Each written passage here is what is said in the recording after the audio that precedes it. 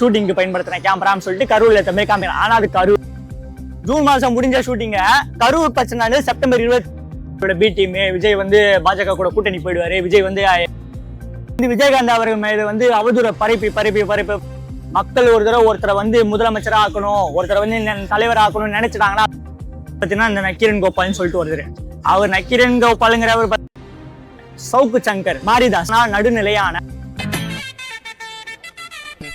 வணக்கம். இப்ப ரீசெண்டா வந்து கரூர் விஷயம் தான் வந்து பேசு பொருளா இருக்கு. கரூர்ல வந்து பாத்தீங்கன்னா அவர் ஜனநாயகம் படத்துக்கு ஷூட்டிங்காக ஸ்டேஜ் எல்லாம் வந்து பயன்படுத்திக்கிட்டாரு. அந்த கிரௌடு அவ்வளவு பேர் மக்கள் லட்சக்கணக்காக எழுச்சியா வந்ததை வந்து பாத்தீங்கன்னா ஒரு ஷூட்டிங்காக பயன்படுத்திக்கிட்டாங்கன்னு சொல்லிட்டு ஒரு பொய் பிரச்சாரத்தை வேணுன்ட்டு அவதூற அள்ளி பரப்புறாங்க.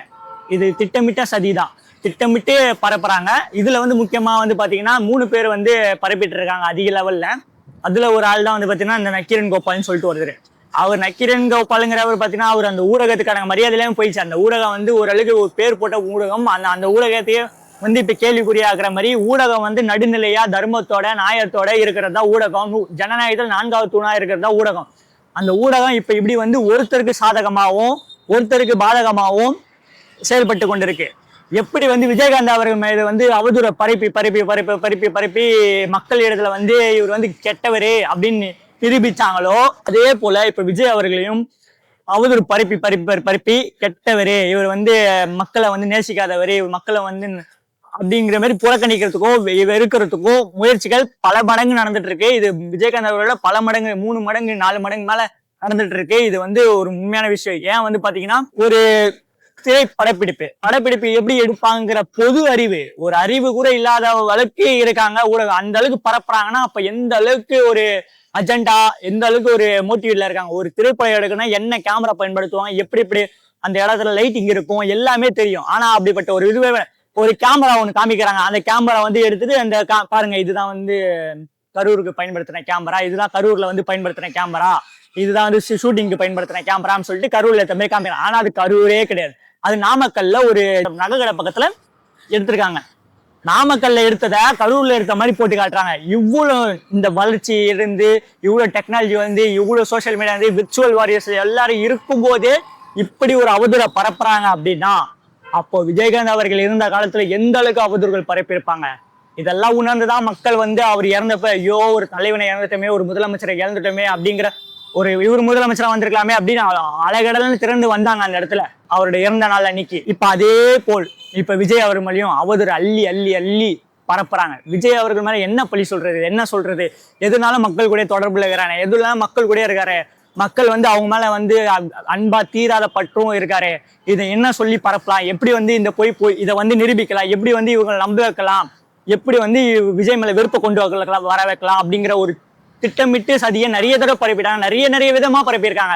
இப்ப விஜய் வந்து பிஜேபி அவர்களோட பி டீம், விஜய் வந்து பாஜக கூட கூட்டணி போயிடுவாரு, விஜய் வந்து துணை முதலமைச்சர் போயிடுவாரு, விஜய் வந்து மக்களை வந்து சம்பாதிக்கிறதுக்கு தான் அரசியல் வந்துக்கிறாரு அப்படி பரப்புனாங்க. இப்ப அவரோட பர்சனல் விஷயத்த வந்து விவாகரத்தை வச்சு விஜய் வந்து குடும்பத்தையே பார்க்க இது இல்ல நாட்டை பார்க்க வராரா அப்படிங்கிற மாதிரி அதை பரப்பி பார்த்தாங்க. அதுவும் செட் ஆகலன்னு இப்ப வந்து கரூர் விஷயத்தை எடுத்து கரூர்ல வந்து படப்பிடிப்பு நடந்தது. ஆயிரக்கணக்கான நூற்றுக்கணக்கான லட்சக்கணக்கான பேரு உடனே விஜய் அவர்கள் அவருக்கு ஒரு பிரச்சனை அப்படின்னு ஒண்ணு எத்தனை பேர் வந்து கூடி நின்னாங்க. அவங்கள பாக்குறதுக்கோசம் அவர் அந்த வேன் மேல ஏறி நின்று ஒரு செல்ஃபி எடுத்தாரு. அதுதான் அந்த ஐகனி. அததான் ஒரு இன்ஸ்பயரா எடுத்து ஜனநாயக படப்பிடிப்புல வச்சாங்க. ஜனநாயக ஷூட்டிங்கு ஜூன் மாசம் முடிஞ்சிச்சு. ஜூன் மாசம் முடிஞ்ச ஷூட்டிங்க கரூர் பிரச்சனை செப்டம்பர் 27, ஜனநாயகம் ஜூன் மாசம் முடிஞ்சிச்சு. எப்படி வந்து கரூர் ஃபுட்டேஜை வந்து எடுத்து வச்சாங்கன்னு சொல்றாங்கன்னு எங்களுக்கு புரியல. ஒரு பொது அறிவே இல்லாம இதை வந்து பரப்பிட்டு இருக்காங்க. இது வந்து எப்படிப்பட்ட ஒரு செயல்னே எனக்கு சொல்ல தெரியல. இது வந்து நம்மளுக்கே தெரியுது இது வந்து இப்படி பொய் பிரச்சாரம் பண்றாங்கன்னு. அது தீவிரமா பரப்புறாங்க. சவுக்கு சங்கர் மாரிதாஸ்லாம் நான் நடுநிலையான ஆளு, நாங்களாம் மக்களுக்காக பேசுறோம் அப்படின்னு சொல்றாங்க. மக்களுக்காகலாம் அவங்க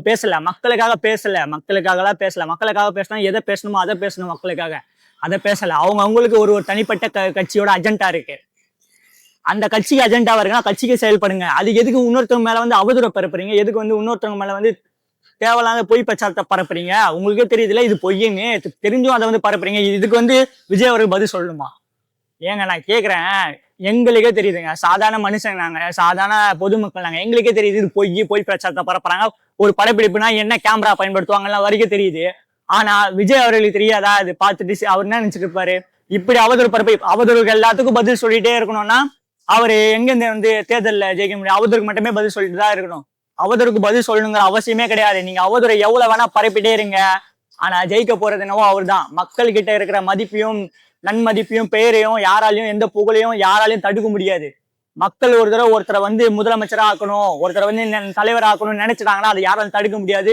ஏன்னா ஏற்கனவே மக்கள் ஒரு தடவை வந்து அனுபவிச்சுட்டு இருக்காங்க, இப்படிப்பட்ட ஒரு தலைவரை இழந்துட்டோம்னு சொல்லிட்டு. அதனால இன்னொரு தலைவரை மக்கள் இழக்க நினைக்க மாட்டாங்க. கண்டிப்பா மக்கள் அவரை வந்து முதல்வர் ஆக்குவாங்க. இது கண்டிப்பா நடக்கும்.